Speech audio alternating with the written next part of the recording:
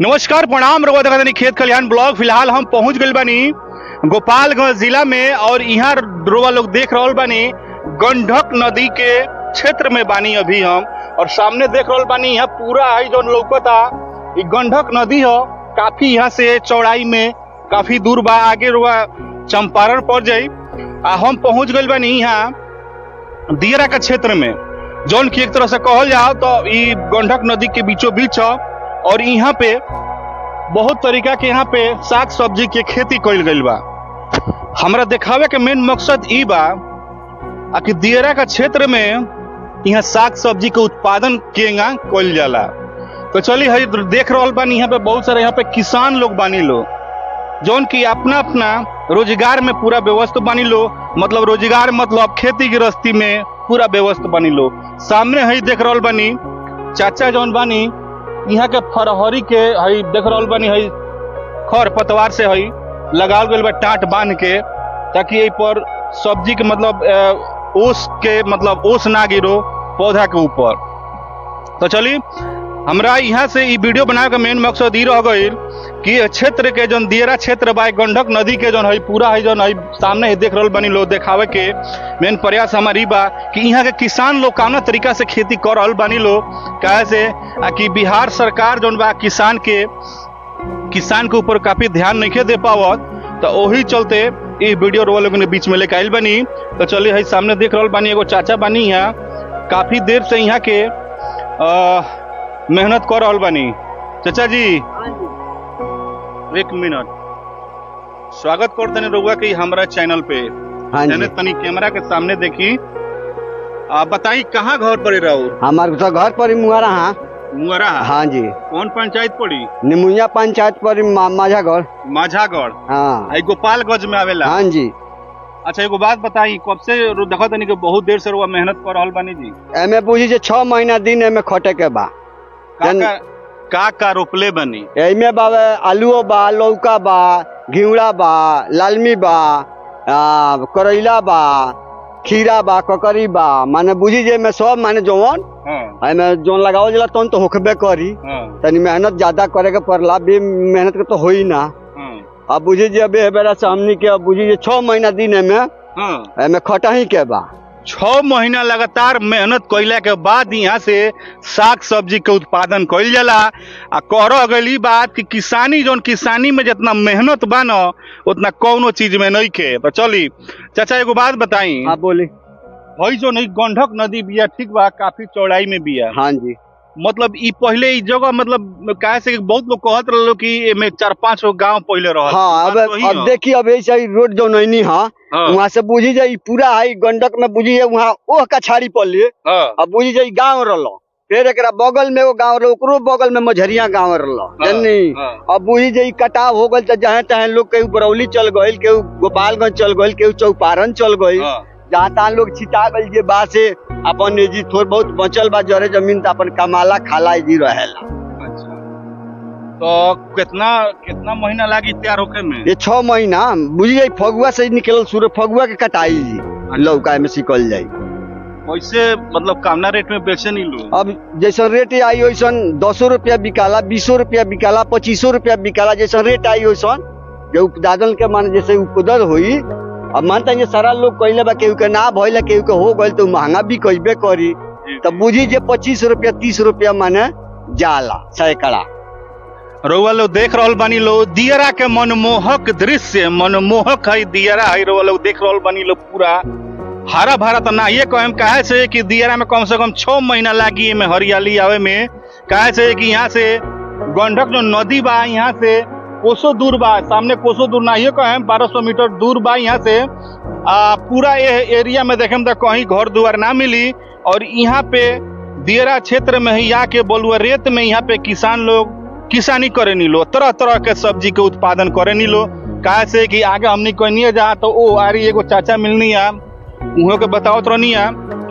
हम लोग के दिखाए के प्रयास करें कि हई जन क्षेत्र है जन लौकता इमे कम से पहले एगो जमाना में 5 गो गाँव बसत रहे, जौन की नदी के कटाव के चलते धीरे धीरे बढ़ते बढ़ते पूरा हई भइल ही है कटाव बढ़ गइल बा।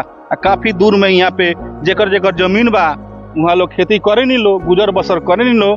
चलिए और कुछ हम बात चाचा से पूछे के जाने का पूरा प्रयास करें, और वो लोग वीडियो में कंटिन्यू बनल रही लो। काहे से कैसन वीडियो देखे के जल्दी मिली ना दियरा क्षेत्र के, काहे से के बहुत मनमोहक दृश्य दियरा क्षेत्र में मिलेला। चाचा जी राउर का नाम पड़ी? हमार प्रभु प्रसाद पड़ी। प्रभु प्रसाद। हाँ जी। जवन सब्जी होला डायरेक्ट मंडी में ले जानी लो कि आवेला सन? ना खरीदे यहाँ व्यापारी आवेला सौसो मुसा से, गोपालोगंज से, बरौलियो से। अच्छा।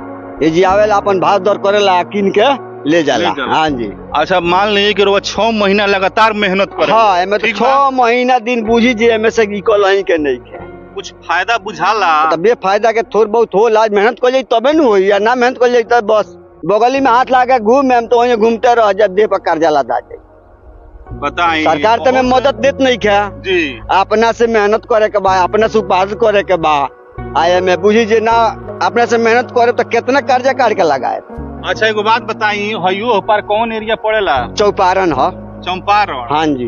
मतलब कौन शहर होने स्टार्ट हो जाए? ओने स्टार्ट हुआ ये होई जे बेतिया मोतिहारी। अच्छा। ये बा ओने दुगो आए ने और राज पड़ी। अब मान ली कि जब पानी बढ़ियात आवत, मतलब जैसे बाढ़ आवत हो को, हाँ, हाँ। तो नाव कहाँ से चलेली सन? नाव बा, नाव नीचो बाटे, नाव जहाँ तहाँ बाड़ी सन। अच्छा। नाव बाड़ी सन घाट वो बेरा हो टावरवा बानू ओही जी चलता। अच्छा हौ टावर। हाँ वो हाँ घाट ओही जी घाट बा, लोकनाथपुर बोलेला। एने नाय रुकेली सन। हाँ एने आवेली सन जैसे जे आवेली से यहाँ तो इहे घाट है, एगो ई है, ए जिगियो आदमी आवेला उतरेला। हाँ। अच्छा ई जोन गंडक नदी बिया कहाँ जाके मिलल बी? आई रुआ बुझी जे पटना के लग ही बिया, सोनपुर में। हाँ जी। हाँ वही जैसे वहाँ से गंगा जी बन जाए। हाँ हाँ हाँ। चली हई मतलब लालमियो रोपले बनी। हाँ जी लालमियो बा, चली ना उन्हें देखी, लालमी का पौधा देख ली ली। चली हम लोग के दिखावे के प्रयास करते हैं। लालमी का पौधा काफी छोटा छोटा बा, जोन की अभी तैयार कइल जाता, अभी पाल पोस के 6 महीना के बाद फल स्टार्ट करी। काफी मेहनत लागेला किसानी करे में। चलिए देख लिए किसान लोग के जोन मेहनत बा वो हम दिखावे के वीडियो के जरिए हम लोग के प्रयास कइनी है। कमेंट सेक्शन में बताएं कैसन लागल वीडियो ही। तो चली हई रोड देख रहल बानी, हई अब देखिए देखी हई लालमी के पौधा देख ली कितना एकरा के बचाव तरीका से एकरा के हई कइल गइल बा, काफी बचा के रखल गइल बा। हई काहे लगावल बा चाचा? हई काहे लगावल बा? पाला ना मारी पत्थर ज्ञानी आयल तो ऊपर रोक किए पर बुझी जे एकरा के ना दिया तो बची कहाँ, बोले मार दी, ठंडी मार दी।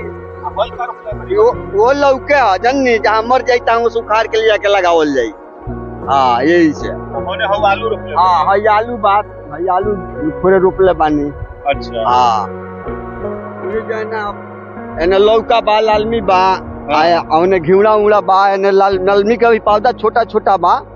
हाँ तकर का भी सेवा होता। लालमी होला तो कै रुपए किलो बेचा जाला चाचा? अब देखी अब जकर आगे बहर जाये ओकर 14, 15, 16, 18 तक लेके बिकाला। अगर भाव गिर गई तो 8 रुपया, 10 रुपया, 6 रुपया, 5 रुपया, 4 रुपया का कोनो गारंटी ना है। अच्छा एगो बात बताई। हाँ बोली। ये नदी में जो पानी कब से बढ़ल स्टार्ट होला? अब बुझी जे अब ई रोग बताओ तनी जे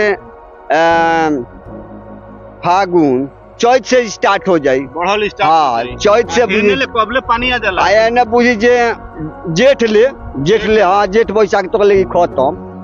चली बाबा बहुत बहुत धन्यवाद इतना जानकारी देला खातिर। तो चली भैया हम लोग को बताओ तनी काहे से कि यहाँ लोग के जौन स्थिति बा ना बहुत दयनीय स्थिति बा। काहे से कि मात्र 4 से 5 महीना में ही साग सब्जी तैयार हुई, और जैसे 6वां महीना आई, 6वां 7वां महीना आई, वैसे नदी जो नहीं बाड़ी गंडक जी आवेली पूरा ई सब बराबर करके जलवा पट कर देली।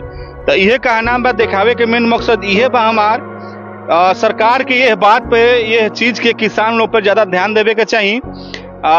कुछ न मतलब कुछ इन्हें किसानी खातिर कुछ मदद देवे के चाहिए किसान लोग खातिर। तो चलिए हमार सजेस्ट कैसन लागल अपन कमेंट सेक्शन में जरूर अपन राय देम। चलिए बहुत बहुत धन्यवाद, टेक केयर।